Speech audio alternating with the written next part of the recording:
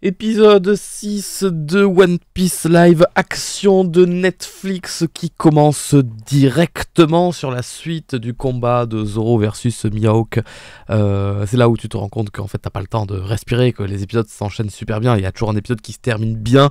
Enfin, qui se termine bien dans le sens où t'as très envie de voir la suite, et puis l'épisode d'après commence directement là où l'épisode d'avant s'est arrêté, et ça ne s'arrête jamais, ça aurait pu faire un énorme film de 8 heures que ça aurait parfaitement marché. Donc, suite directe du combat de Zoro, donc Zoro qui est mal en point, bon alors c'est pas très visible, mais bon, on y croit un petit peu, et Luffy tout paniqué va chercher dans le Baratie un médecin pour soigner Zoro.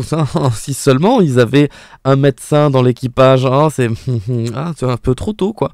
Et donc évidemment Luffy ne va pas dans la salle de restaurant, non, il s'est dit tiens je vais aller dans la salle de la cuisine où il y a seulement Sanji et Zeph uniquement.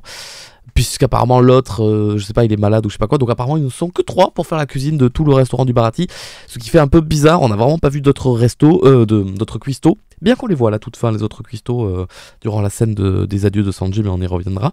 Et donc ils sont que 2 pour faire la cuisine, et donc Luffy vient les chercher, et Zeph, voilà, qui a de l'expérience de pirate, qui est un vieux marin, donc a ses petites astuces, il le recoue déjà, c'est pas mal, et puis il lui met de la peau de poisson qui permet de cicatriser, et qui dit clairement, et ça évidemment c'est pas tombé dans l'oreille d'un sourd, il dit clairement que Zoro a un pied entre chaque monde, et qu'il est entre la vie et la mort. Et je n'avais pas remarqué à quel point, enfin je savais que Zoro avait un lien assez fort avec la mort, mais je me rappelais pas que c'était... Oui, c'était dès le début que... Zoro, il... Vraiment...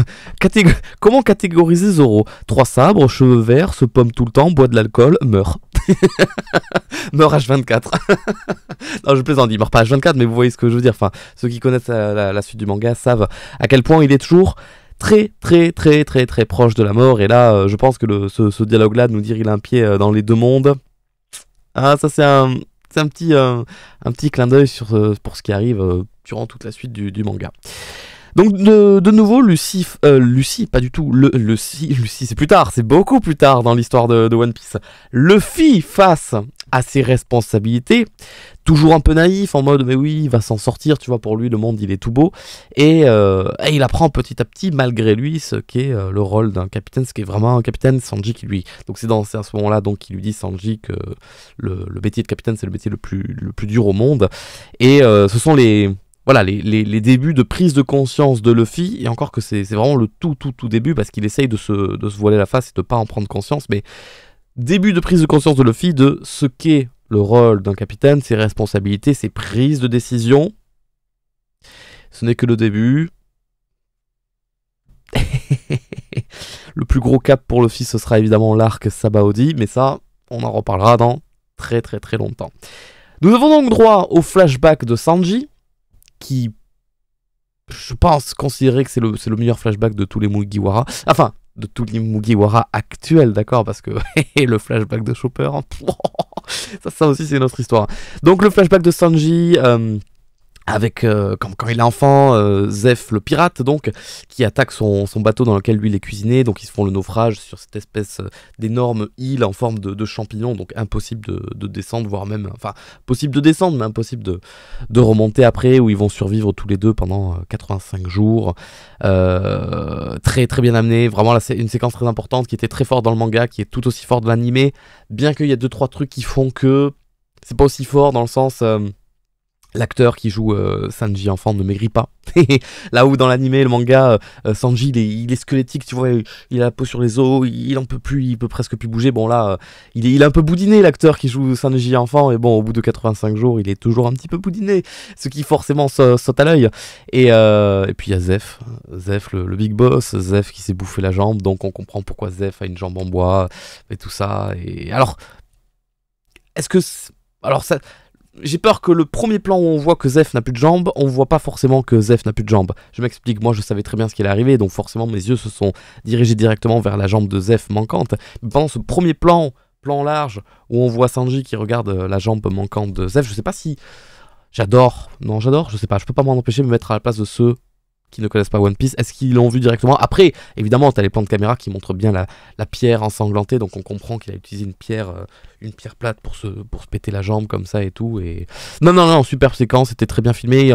On devinait quand même pas mal les fonds verts, surtout sur les séquences où de loin Sanji, on le voyait qui se baladait sur la pierre comme ça piquait un peu les yeux, mais je crois que mon jugement est biaisé, je peux pas m'empêcher de tout accepter parce que je me suis régalé, c'était trop bien.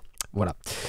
Et à la fin de ce flashback, donc c'était Sanji qui le racontait à Usopp et Luffy, et il dit, vous imaginez pas quel effet ça fait de voir quelqu'un qui s'ampute un membre pour vous sauver la vie. Et là, Luffy qui dit, je crois en avoir une petite idée. Je sais pas du tout si dans le manga c'était ce dialogue était présent, mais c'est formidable parce que Luffy fait clairement référence à Shanks qui a perdu un bras pour protéger Luffy. Et je me suis dit bien, c'est pas mal, c'est vraiment pas mal. Ça vous permettait de faire un lien entre le passé de Sanji, le passé de Luffy, plus le passé de leur mentor. Et comme ça, vous faites en sorte que Sanji et Luffy vont beaucoup plus se rapprocher, se comprendre et s'apprécier. Pendant ce temps-là, il y a Nami qui s'occupe de Zoro, Nami qui raconte le récit de Norland et la Cité d'Or à Zoro pendant qu'il est endormi dans le coma. Donc voilà, ça fait partie des petites pièces placées par Netflix pour préparer la suite de l'histoire, de ce qui va se passer sur Grand Line, puisque pour ceux qui ne se rappellent pas, le récit de Norland, c'est un récit qu'on nous raconte normalement pendant l'arc Skypiea. D'accord, et juste avant l'arc Skypiea, d'accord, et qui est un récit assez important pour le lore de One Piece d'ailleurs, hein. Et de nouveau un rappel à la réalité, Nami qui dit à Luffy qu'elle ne peut pas réaliser ses rêves, que tout le monde n'est pas comme lui, que en gros elle dit clairement à Luffy tu vis dans un monde de bisounours, t'as de la chance, t'es naïf, t'y crois, mais voilà, la réalité c'est pas ça. Et voilà, on ramène encore une fois Luffy dans le monde réel, bien que lui il ne veut pas, et il a ses propres idées, sa propre imagination. Arlong qui débarque au Baratie, donc scénario qui fait qu'on mélange l'histoire du Baratie de Arlong, ce qui n'est pas le cas hein, dans l'histoire originale du manga, mais c'est réfléchi et bien pensé pour le live action de tout mélanger comme ça, ça fait une vraie continuité, ça se sent que c'est pas des petits arcs par-ci par-là, parce que le manga c'est vraiment ça, c'est hop, il y a l'arc Zoro, paf, il y a l'arc sur l'île de Usopp, paf, il y a un petit arc mini sur l'île avec le mec qui est coincé dans son trésor, que ça n'a pas été adapté dans le live action, puis après il y a l'arc Sanji, le Baratie, puis après il y a l'arc Arlong Park, voilà, c'est très très séparé, il n'y a pas du tout de continuité entre les arcs au début du manga One Piece. Là c'est vraiment très fluide, c'est bien, c'est bien raconté je trouve.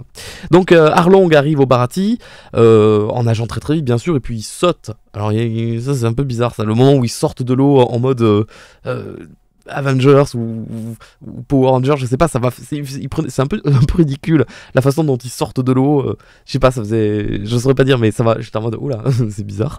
Ils arrivent dans le restaurant, ils foutent le bordel, il y a toujours autant de figurants dans le restaurant qui sont sobres, qui sont pas colorés, qui sont juste discrets visuellement, tu vois, donc c'est dommage qu'on n'ait pas plus de couleurs en arrière-plan hein, sur les figurants.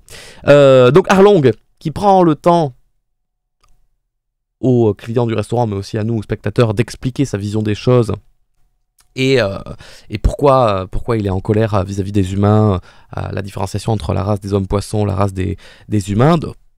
Ça aussi, ça vraiment, l'histoire des hommes-poissons, ça a une énorme importance dans toute la continuité du manga One Piece, ça, pendant très longtemps, même encore aujourd'hui, c'est quelque chose qui est toujours en suspens, la considération des hommes-poissons de la part des humains, des hommes à la surface et tout ça. Donc ça y est, on a mis la petite brique sur cette grande histoire qui est l'histoire avec un grand H des hommes-poissons. Parlons des hommes-poissons, d'ailleurs, je ne l'ai pas fait encore, c'est là maintenant le vrai moment où on voit quelqu'un d'autre que Arlong, puisqu'il a ses deux acolytes. Ben moi je trouve que ça passe en fait, le design des hommes poissons, leur costume, c'est pas de la CGI, c'est des vrais, je sais pas comment on dit, j'ai plus le mot, mais je trouve que ça passe, on s'y habitue très vite, et on l'accepte, Et en fait, ça saute pas plus aux yeux que ça, c'est pas plus dérangeant que ça. Peut-être que dans les trailers, on voyait que Arlong quelques secondes et ça sautait aux yeux, mais là, vu qu'il y a d'autres hommes poissons, et puis après, quand on arrivera à Arlong Park, il y en aura encore plein d'autres et tout. Vraiment, c'est crédible. C'est vraiment ça, c'est que c'est crédible, c'est que c'est possible, c'est que ça passe. Même l'homme poisson qui est le serveur, enfin celui qui accueille là au restaurant du Bharati, c'est crédible. On y croit. Enfin, moi personnellement, j'y crois. Vous, je sais pas, mais moi, ça m'a pas perturbé, ça m'a pas plus choqué. J'ai trouvé que ça avait de la gueule. Je connaissais les différences, surtout les grosses différences, c'est que Arlong, il fait 10 têtes de plus que Luffy normalement, mais voilà. Si une adaptation, on fait avec ce qu'on peut, on fait avec ce qu'on a, et je pense vraiment que ça aurait pu être pire en fait, ça aurait pu être bien pire, et j'y crois. Moi j'y crois, pour moi ça match visuellement, je me vois dans cet univers-là, c'est bon pour moi. Les hommes poissons, donc ils foutent un peu le bordel, et puis il y a le retour de Baggy. Alors il n'y a que la tête de Baggy du coup, qu'ils mettent sur la table. Alors forcément, mais les Baggy, en fait c'est à ce moment-là que je comprends que en fait tous les personnages qu'on met en place dans le live action ont une importance pour toute la saison. Je me suis fait la réflexion avec Kobe, qui est pas censé être autant mis en avant dans One Piece, du moins au début.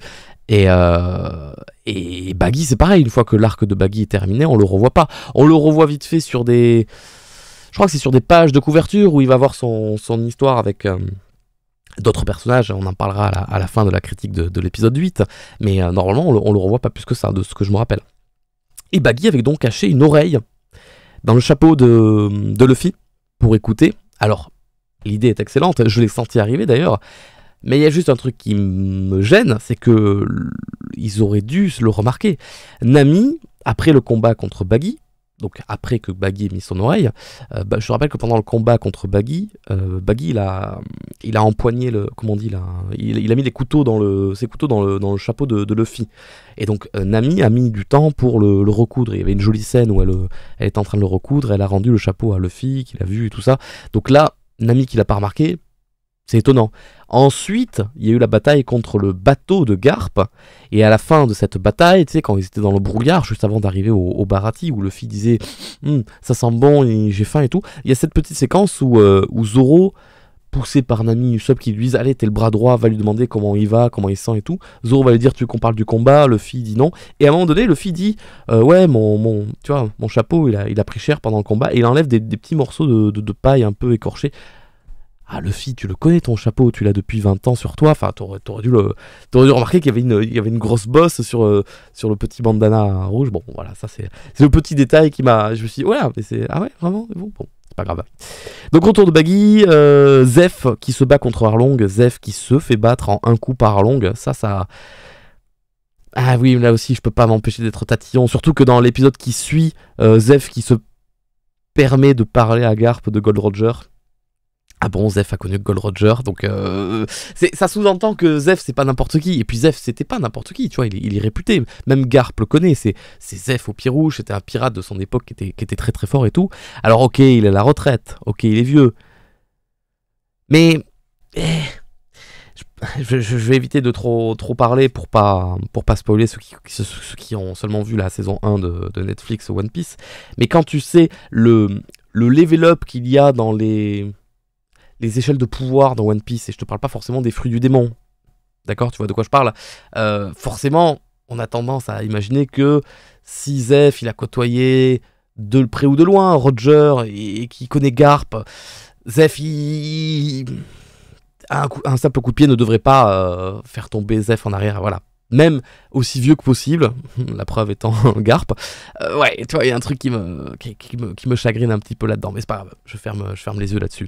Donc on a les hommes poissons qui foutent le bordel, on a Sanji qui se combat contre les hommes poissons, la chorégraphie de combat de Sanji est juste admirable, elle est juste trop bien. C'est vraiment, ça pète la classe. Ça pète la classe, le style de combat de Sanji pète la classe de ouf. Il est très très bon l'acteur, les enchaînements sont super bien faits, la chorégraphie est parfaite, il y a une espèce de légèreté dans ses mouvements et de fluidité dans ses coups de pied, ça rend juste trop bien. J'adore le moment où il balance un homme poisson sur une table, la table se renverse et puis t'avais Usopp caché en dessous. Là le personnage de Usopp dans toute sa classe, dans toute sa grandeur, ça c'est Usopp, du coup j'aime beaucoup.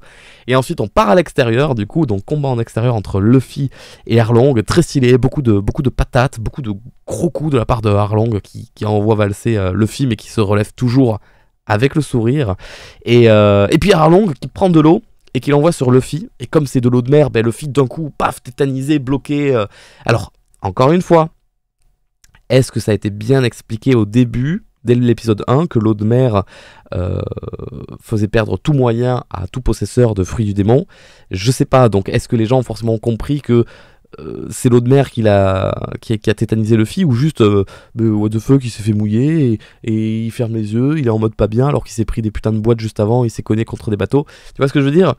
Là, je me suis dit, ah, est-ce que tout le monde comprendra? Et puis après, il y a forcément la scène où Arlong jette Luffy à l'eau, et que là, on comprend qu'il n'arrive pas à nager, qu'il devient, c'est une enclume quoi, et il coule. Et Sanji qui vient le repêcher. Bien joué Sanji, bravo. Tu as ta place dans l'équipage. Zoro se réveille, donc, grande scène où il devient vraiment ce personnage fidèle à Luffy, qui devient le bras droit de Luffy, le vice-capitaine des Mugiwara, très très très très fort, la scène marche complètement. Il y a le départ, donc, le départ du Baratie, donc les Mugiwara s'en vont pour aller chercher Nami. Et il y a la fameuse scène que j'attendais beaucoup, surtout que je voyais le bateau s'éloigner, je me suis dit putain, ils vont pas la faire, ils vont pas la et ils la font quand même. La scène des adieux de Sanji à Zeph et à tout l'équipage, donc là on voit les autres cuistots, qui n'est pas aussi forte, je dois l'avouer, que dans l'animé, puisque dans l'animé, il y a...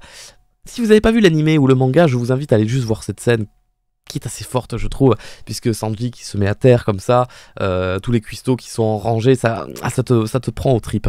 Mais le jeu des acteurs, là, dans le live action, fait que ça te prend au trip. Zeph, t'y crois, et Sanji, il a les larmes aux yeux, il a la lèvre qui tremble et tout. Ah ouais, c'est fort, ça t'arrache un petit truc, ça t'arrache une larme ou deux, je te le dis.